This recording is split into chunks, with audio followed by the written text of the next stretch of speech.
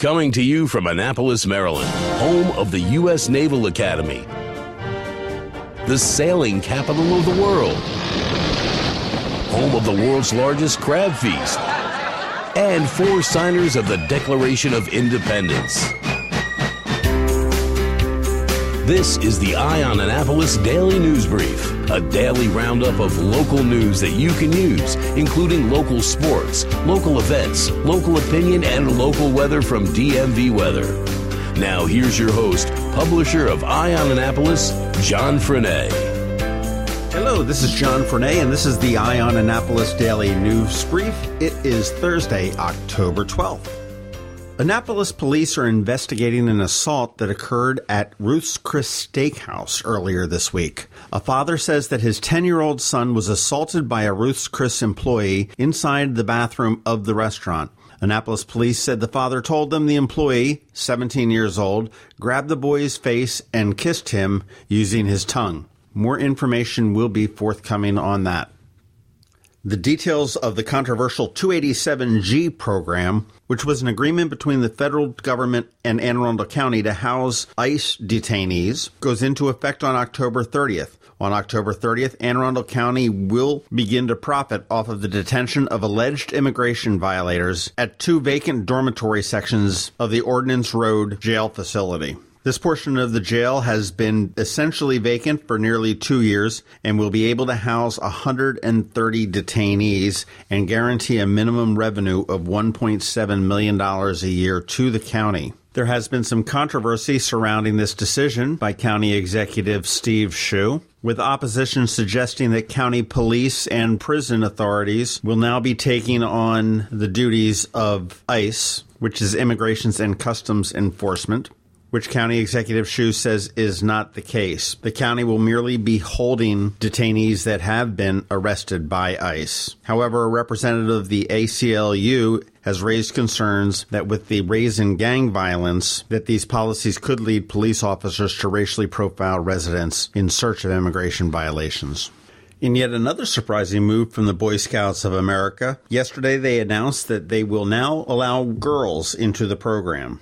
The Boy Scouts of America will admit girls into the Cub Scouts starting next year and will establish a new program for older girls enabling females to obtain the rank of Eagle Scout. Over the past 5 years, the Boy Scouts of America have faced a lot of criticism and have agreed to accept openly gay youth, openly gay volunteers, as well as transgendered boys. They figure that this will pave the way for hundreds of thousands of girls to join Scouting, and they will retain their name, the Boy Scouts of America. Many Scouting organizations in other countries already allow both genders and use gender-free names such as Scouts Canada, but that is not happening here in the United States for now. Under the new plan, Cub Scout Dens, which is the smallest unit, will be single gender, either all boys or all girls, and the larger Cub Scout packs, which are comprised of several dens, will have the option to remain single gender or welcome both gender. After more than 8 years at the helm of St. Anne's Church in the heart of downtown Annapolis, Rector Amy Richter has announced that she and her husband, Joe Pagano, will be leaving the church to take on a mission trip in Africa. They are going to work with the vestry in a transition, and the last Sunday worship with the two will be on January 29th, 2018.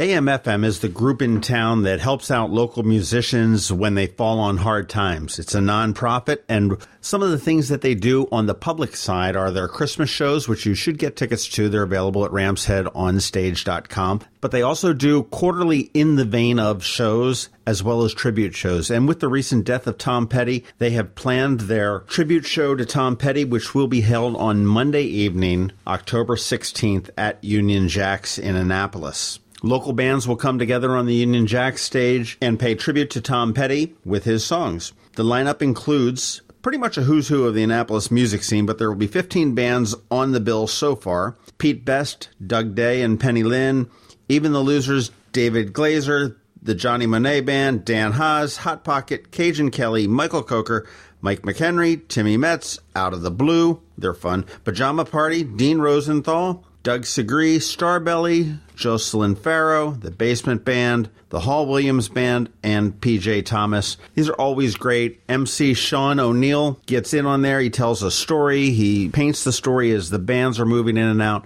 Definitely check it out. Monday night, the 16th at Union Jacks in Annapolis, the Tom Petty Tribute by AM/FM. Hey, if you like what we're doing here on the Eye on Annapolis Daily News Brief, do me a favor and just share it. Tell some of your friends about it. Make sure you subscribe. Give us a rating on iTunes or Google Play.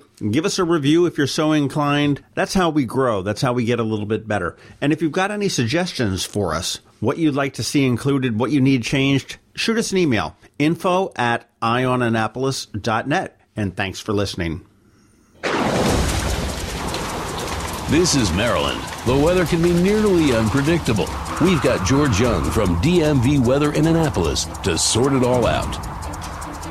Hey everybody, this is George from DMV Weather. Here's your Annapolis forecast for Thursday, October 12th. Temps have cooled off and clouds and moisture have settled in overhead as a front dividing warm and cool air has moved to the south of the Annapolis area, which means a couple of days of below average temps with showers and drizzle for our weather outside, a virtual rarity this fall for much of Maryland. For today specifically, we posted a target high temp on our website of 65 degrees for both downtown Annapolis and BWI Airport, but along with those cool high temps will come fairly breezy conditions at times with east-northeast winds of 10 to 20 miles per hour, combining with some rain periodically throughout the day to make it feel much cooler than the past several weeks. The same will be the case Friday, but once we get through Friday and into the weekend, conditions outside will once again turn warm and sunny across all of Anne Arundel County as upper 70s to mid-80s move back in place for just a couple of days before another cold front moves through early next week, and then October possibly once and for all starts acting like October, and we see high temperatures in the 60s with low temps in the 40s and 50s each day. Okay, that's it for us today. Be sure to download our free app by searching for DCMDVA Weather in your app store. Also be sure to follow us 24/7, 365 on our website at dmvweather.com or on social media via Twitter or Facebook. This is George Young of DMV Weather with your Annapolis forecast. Whatever the weather out there, have fun and be safe. The Eye on Annapolis Daily is possible in part because of the incredibly generous support of Ram's Head On Stage. Ram's Head, where every seat is less than 48 feet from the stage, brings more than 400 concerts a year to the area. To wet your whistle, check out some of these upcoming shows. Coming up this weekend, Peter Noon and Herman's Hermits on Friday and Saturday.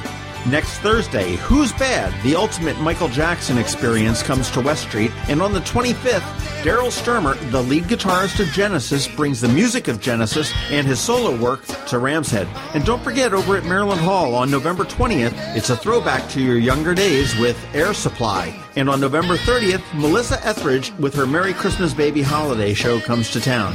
Tickets are still available for all of these shows, and you can get yours at ramsheadonstage.com. Or if you want to go old school, head on down to their box office. Ram's Head is located in the heart of beautiful downtown Annapolis at 33 West Street. For a guaranteed great night out on the town, ramsheadonstage.com.